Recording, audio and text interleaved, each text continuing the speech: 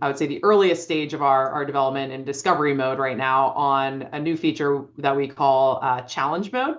And so this is a different way for operators to kind of challenge the results and change the output versus changing the input. So maybe let's hop into that third scenario next. Yeah, so you may have noticed when the analysts clicked the new run menu, there was an option called challenge run. And so if challenge run is clicked, it opens up a new run interface, but instead of a new run, it's called a challenge run. And so in this particular scenario, that the analyst wants to see if they can find a better solution than the model did. Say, for example, she wants to see if she can increase profit margins while maintaining zero waste. And so in challenge mode, what you're doing is you're modifying the solution values. So instead of the input that's copied over, the run that you're challenging, the solution from that run, those values are copied over and presented again in a tabular view where you can edit the solution values and then recompute the statistics. So in this scenario, the analyst changes a few of the solution values and then is going to recompute the statistics by clicking challenge run. And so when challenge run is clicked, the new run statistics are recomputed and they're saved as a challenge run in your system.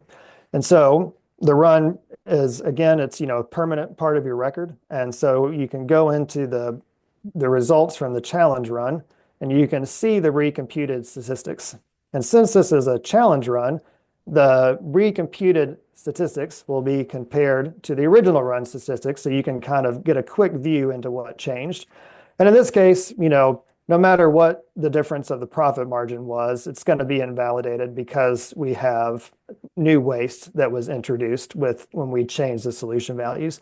And since this was a challenge run that only recomputed the statistics, but because it's a run that is based on another run, it copies over all of the same data, all of the same configuration. And so we have these pricing charts that are part of that challenge run as well. And so that new recomputed data would also be reflected in the charts. Here you see we have the new waste that was added.